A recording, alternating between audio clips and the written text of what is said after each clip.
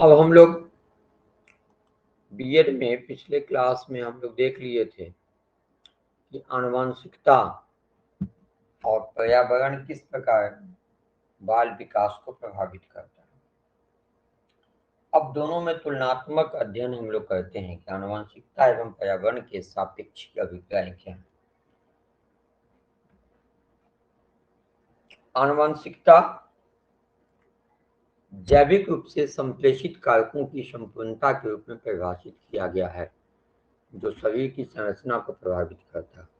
इसके साथ साथ उसके मानसिक बौद्धिक विकास में या उसके किस विषय में रुझान होगा, उसका व्यवहार किस प्रकार होगा, उसके व्यवहार में किस प्रकार के परिवर्तन हो सकते हैं, उसको प्रभावित करता है कौन? आनुवंशिकता। लेकिन पल्लवित पुष्पित कहाँ होता है? वातावरण में। तो उसके प्रभाव को भी नकारा नहीं जा सकता। रॉस के अनुसार एक व्यक्ति के जैविक, मनोवैज्ञानिक और सामाजिक विकास के स्तर का निर्धारण करने में इन कारकों की क्रिया कभी कभी सूत्र में अभिव्यक्त की गई है। ये सूत्र कौन दिया है? रॉस दिया है। HET=DL, है ना। H for heredity, H for heredity means आनुवंशिकता, E फॉर इन्वायरमेंट मीन्स पर्यावरण, T फॉर टाइम मतलब समय। यानी तीनों का जो गुणक होगा, आनुवंशिकता गुणे पर्यावरण गुणे समय, है ना। तो इससे क्या होगा कि डेवलपमेंट लेवल, DL और डेवलपमेंट लेवल, विकास का स्तर विकसित होगा। HET=DL, ठीक है।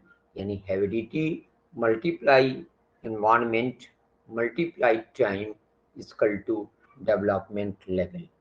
यानी एक आनुवंशिकता, पर्यावरण और समय तीनों मिलकर ही व्यक्ति के विकास के स्तर को ऊंचा रख सकता है या नीचे रख सकता है।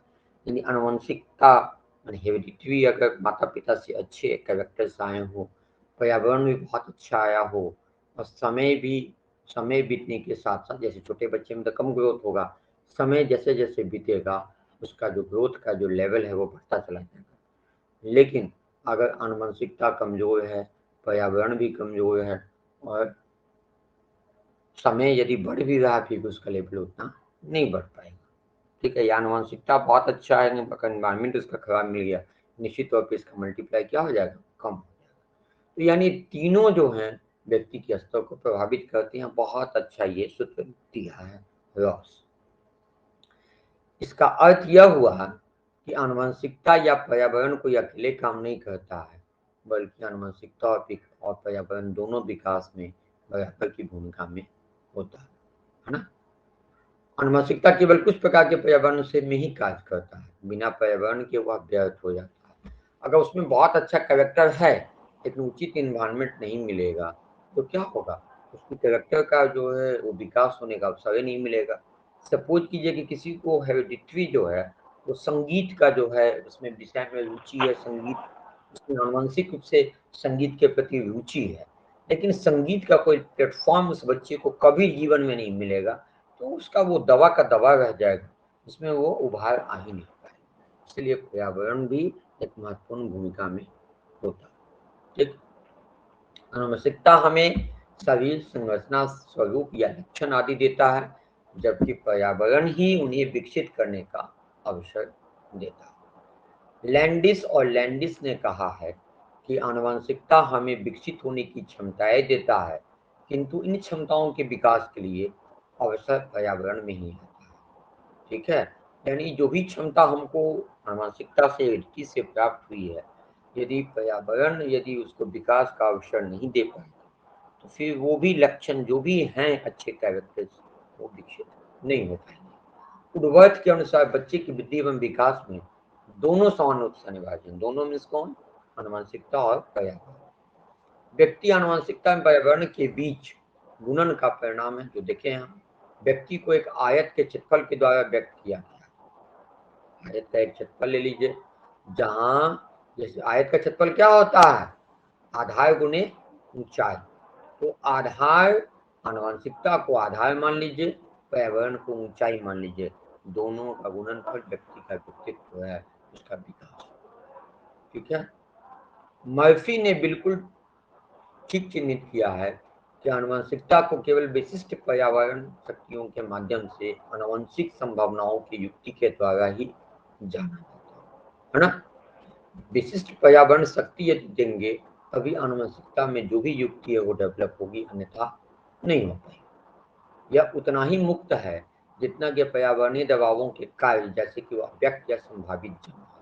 अब यहाँ क्वेश्चंस कैसे डालते हैं, ये पूरा लाइन लिख दिया, बोला कि ये किसका कथन है, मर्फी हो गया, रॉस हो गया, तो अन्य विकल्प दे दिए, तो हमको ध्यान में रखना है कि ये मर्फी का है।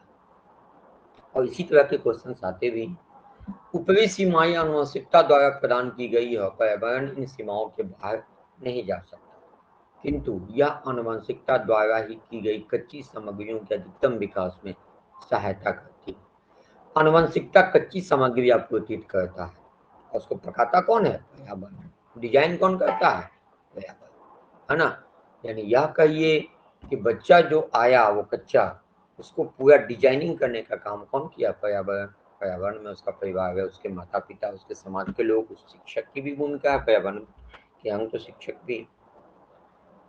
मैकीबियर और पेज ने कहा है, देखिए सीटेट में कई बार पूछा जा चुका है, जीवन का प्रत्येक दृश्य आनुवंशिकता और पर्यावरण दोनों का उत्पाद है। परिणाम के लिए प्रत्येक उतना ही आवश्यक है जितना कि दूसरा, न तो उन्हें निकाला जा सकता और न ही पृथक किया जा सकता। किसका कथन है, मैकाइबर और पेज का कहना। ठीक है, बीज क्या है, आनुवंशिकता, और पर्यावरण क्या है, मिट्टी। और इस मिट्टी में ये बीज जब अंकुरित होते हैं तब उपज होती है, उत्पाद होता है। ठीक है, पूंजी है आपका आनुवंशिकता, और कैपिटल लगाते हैं पर्यावरण का, तो उससे राजस्व की पूर्ति होती है, उससे हो गया क्लियर।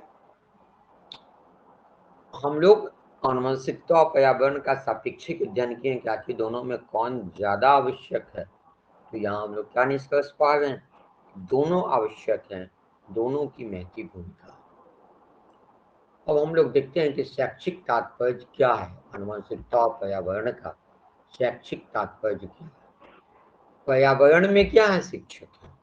आनुवंशिकता में उसको जो भी गुण डेवलप हुआ है, वह गुण डेवलप उसको निखार लेने का काम पर्यावरण में बैठे शिक्षक करते हैं। पर बच्चों में क्या सीखने की ललक है, क्या सीखने की क्षमता है, उस क्षमता को पहचान के शिक्षक उसके लिए उचित प्लेटफॉर्म तैयार करते हैं, उचित शिक्षण विधि का इस्तेमाल करते हैं, उचित तकनीक का इस्तेमाल करते हैं। अब जब ये सामंजस्य होता है तो फिर बच्चों में उचित ग्रोथ होना अवश्यंभावी है। प्रत्येक विषय में कंप्यूटर प्रयोगशाला और पर्याप्त पुस्तकालय सुविधाएं यदि प्रदान कर रहा, तो जो बच्चा जिसमें इंटरेस्टेड होगा, बच्चा को पुस्तकालय में खुला छोड़ दीजिए, बच्चा को ढूंढने दीजिए कि बच्चा आखिर क्या ढूंढ रहा है, वो क्या ढूंढना चाहता है, साहित्य की पुस्तक, की संगीत की पुस्तक, की विज्ञान की पुस्तक, क्या ढूंढना चाहता है, और उससे उसका पता चल जाएगा कि बच्चे की रुचि किस विषय में।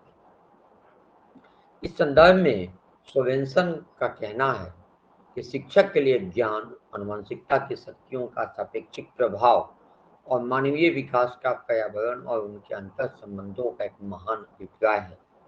शैक्षिक उपलब्धि का उच्च स्तर विद्यालय के वातावरण पर निर्भर करता है, क्योंकि पर्यावरण तो देख ही रहे हैं कि पर्यावरण कैसे इफेक्टेड है बच्चों के ग्रोथ में।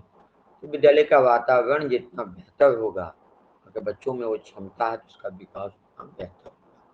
विद्यालय को बच्चों के लिए पाठ्य सामग्री एवं पाठ्य सह सामग्री गतिविधियां जैसे क्विज कराते हैं, वाद विवाद कराते हैं, भाषण प्रतियोगिता कराते हैं, निबंध प्रतियोगिता कराते हैं, साहित्यिक प्रतियोगिताएं कराते हैं, इनका समृद्ध कार्यक्रम प्रदान करने पर केंद्रित करना चाहिए। इससे क्या होगा कि शैक्षिक, व्यवसायिक, व्यक्तित्व दिशा निर्देशों, परामर्श, व्यक्तित्व विकास के कार्यक्रम भी होनी चाहिए, जिससे बच्चों में उचित प्लेटफॉर्म मिलने से समुचित ग्रोथ हो पाएगा। जैसे प्रतिभाशाली कौन है, सामान्य कौन है, औसत कौन है, दिव्यांग कौन है, शैक्षिक रूप से पिछड़े बच्चे कौन है, प्रथम सीढ़ी के अधिगमकर्ता कौन है, इन सबका सामना करने में शिक्षक के लिए आनुवंशिकता और पर्यावरण दोनों का ज्ञान आवश्यक है। इसीलिए पहले चैप्टर में आनुवंशिकता और पर्यावरण दोनों पर विशेष फोकस किया गया। अधिगमकर्ता की पृष्ठभूमि, अधिगमकर्ता लर्नर यानी स्टूडेंट्स को कहते हैं, जो सीखने आता है। उसकी पृष्ठभूमि कहाँ से आ रही है? जो उसका आनुवंशिक कैरेक्टर है और जो जिस परिवार से वो बिलोंग करके आया है। बस बच्चा जन्म लेने के बाद तो विद्यालय में नहीं आता है, उससे पहले उसका कई तरह का विकास हो चुका होता है। परिवार में बहुत सारे शब्दों को सीख लिया होता है, उसके परिवार का क्या माहौल है, तो उसकी पृष्ठभूमि क्या है, आर्थिक रूप से, सामाजिक रूप से, पारिवारिक रूप से उसकी क्या पृष्ठभूमि है ना। जैसे कुछ विद्यार्थी पिछड़े रह जाते हैं, बहुत अच्छा पढ़ाते हैं, कुछ विद्यार्थी बहुत ग्रोथ नहीं कर पाए, तो उसकी पृष्ठभूमि देखना आवश्यक होगा कि आखिर वो बच्चा क्या है। उसका IQ भी अच्छा है, लेकिन वो ठीक से चिड़चिड़ा रहा है, ठीक से नहीं सीख पा रहा, कहीं ना कहीं उसमें फैमिली में प्रॉब्लम है, समाज में प्रॉब्लम है, उसको अच्छा माहौल घर पे नहीं मिल पा रहा आपसे, आपके यहाँ से जब पढ़ के जाता है, विद्यालय से जाता है। कुछ व्यक्ति ऐसे हैं जो बहुत से कारकों के कारण समूह के मानदंडों से प्रभावित हो जाते हैं। जैसे कक्षा अध्यापक में अपने शिष्यों की योग्यताओं, क्षमताओं, रुचियों, मनोवृत्तियों, अभिरुचियों, अन्य विशेषताओं को जानने की कोशिश करनी चाहिए कि बच्चों में जो अंतर शक्ति है उसका अधिकतम उपयोग वो कैसे करें। इसके अतिरिक्त कक्षा में विभिन्न शिक्षण विधियों को अपनाया जाना चाहिए। यह विभिन्न व्यक्तियों को उनकी रुचियों और समझ के स्तर के अनुसार जरूरतों को पोषित करने में सहायता करता है। विद्यालय व्यक्तित्व विकास के लिए होना चाहिए। विद्यालय को नेतृत्व, समूह गतिकी, आनुवंशिकता को पृष्ठभूमि में रखने और अधिगमकर्ता के पर्यावरण पर कार्यक्रमों को आयोजित करना चाहिए। इससे क्या होगा, यानी यह कहिए कि शिक्षा जो है तो छात्र केंद्रित होनी चाहिए। तब जब छात्र केंद्रित होगा, सभी छात्रों को एक उचित प्लेटफॉर्म मिलेगा। समूह सभी के भीतर जो आनुवंशिक कारक हैं, यदि उचित माहौल, उचित पर्यावरण हम देंगे तो उनका समुचित विकास संभव हो पाएगा। ठीक है। अपने विद्यालय में भी एक दिशा निर्देश और परामर्श केंद्र होना चाहिए। और इस प्रकार हम लोग यूनिट 1 के फर्स्ट सेकेंड टॉपिक्स को खत्म कर लिए। अब हम लोग बिहार में जो प्रासंगिकताएं हैं उसको हम लोग अगले टॉपिक में, नेक्स्ट क्लास में देखेंगे। यहाँ तक किसी पॉइंट्स पर किन्हीं को कोई अगर संभावना है, अगर कोई कंफ्यूजन है तो बताया जाए, इसको हम लोग क्लियर करने की कोशिश करेंगे।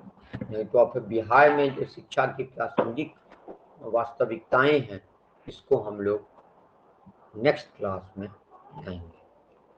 और ऐसा बता दें कि कुछ आवश्यक कार्य से कल हम शादी के में शामिल होने के लिए कल हम नेपाल जा रहे हैं। परसों शाम तक लौटेंगे, रात तक, देर रात तक लौटेंगे या परसों मॉर्निंग में लौटेंगे। तो कल और परसों हम लोग इसको ऑफ रखेंगे। खेत से कहना है कि हम लोग इसको ऑफ रखेंगे और फ्राइडे से फिर हम लोग कंटिन्यू रखेंगे। ठीक है सर। इसकी भरपाई सैटरडे संडे को हो जाएगी, है ना? हाँ, हो जाएगी। हाँ, नो प्रॉब्लम, सैटरडे संडे को हो जाएगी। और किन्हीं का कुछ विवांश हो तो कम लोग जुड़े हैं, और किन्हीं का कोई विवांश?